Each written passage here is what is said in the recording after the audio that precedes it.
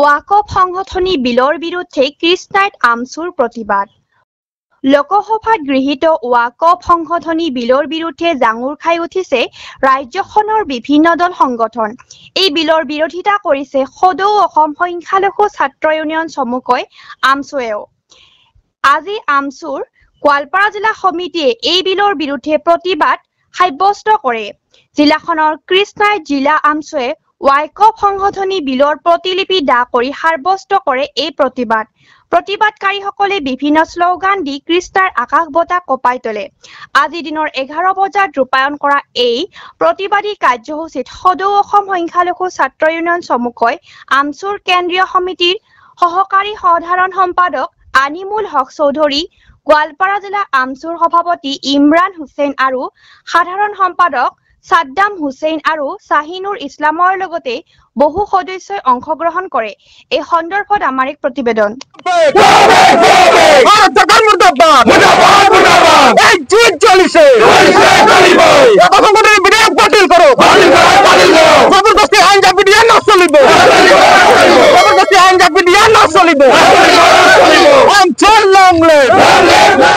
আজি আপোনালোকে অৱগত যে ভাৰত চৰকাৰে ওয়াকফ সংশোধনী বিলখন জবৰদস্তি অসমৰ তথা ভাৰতবৰ্ষৰ মুছলমান তেওঁলোকে জাপি দি আহিছে।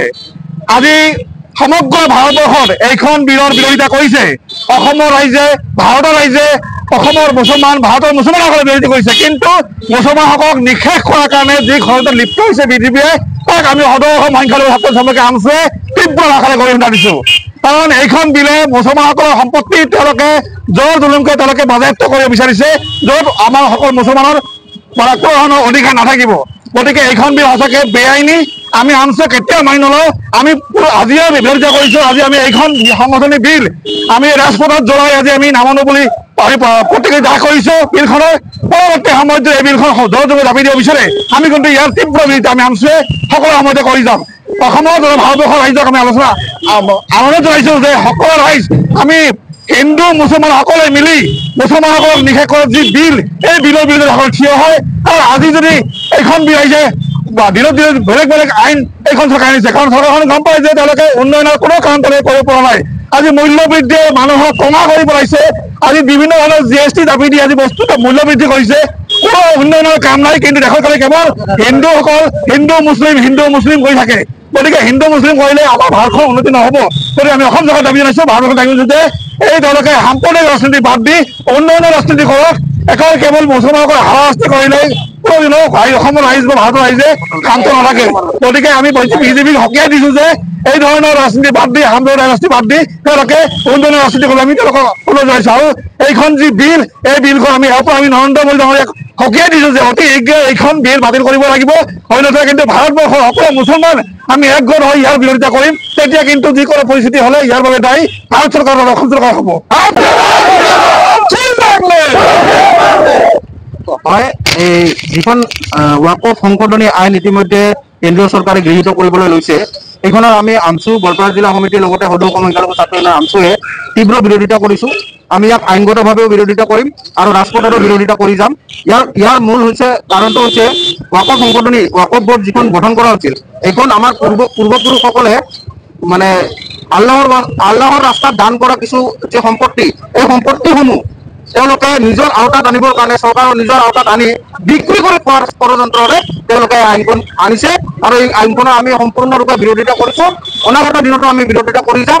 আৰু এই আইনখন যিহেতু অসমৰ ভাৰতবৰ্ষৰ দুখীয়া দৰিদ্ৰ মুছলমান লোকসকলক এক অৰ্থনৈতিকভাৱে সবল কৰাৰ কাৰণে আইন মানে ওয়াকফ বোৰ্ডখন গঠন কৰা হৈছিল। আৰু ইয়াত বিভিন্ন সময়ত আমাৰ পূৰ্বজনসকলে তেওঁলোকে এই সম্পত্তিসমূহ ইয়াত আল্লাহৰ ৰাস্তাত দান দিছিল, যাতে দুখীয়া দৰিদ্ৰ মুছলমানসকলৰ উন্নয়ন হয়। কিন্তু আজি চৰকাৰে এই সম্পত্তিখিনি তেওঁলোকৰ আওতাত লৈ, চৰকাৰৰ আওতাত লৈ তেওঁলোকে যি ধৰণে ইতিমধ্যে আদানী আম্বানীক তেওঁলোকে আমাৰ দেশৰ সম্পত্তি বিক্ৰী কৰিব আৰম্ভ কৰিছে, ঠিক তদ্ৰূপ এই ওয়াকফ বোৰ্ডৰ যি সম্পত্তি, এই সম্পত্তিসমূহে তেওঁলোকে বিক্ৰী কৰি খোৱাৰ এটা ষড়যন্ত্ৰত লিপ্ত হৈছে বুলি আমাৰ ধাৰণা হৈছে। গতিকে ইয়াৰ বিৰোধিতা আমি তীব্ৰ ভাষাৰে বিৰোধিতা কৰিছোঁ, আজিও কৰিছোঁ, অনাগত দিনতো কৰা হ'ব।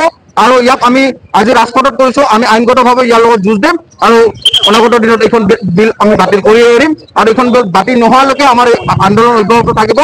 আৰু চৰকাৰৰ যি হঠকাৰী সিদ্ধান্ত, এই সিদ্ধান্তক আমি কোনো পধ্যে মানি নলওঁ। আৰু তেওঁলোকক আমি বিৰোধিতা কৰি এই আইনখন যাতে বাতিল কৰে তাৰ কাৰণে আমি নৰেন্দ্ৰ মোদীক সকীয়াই দিছোঁ। ধন্যবাদ।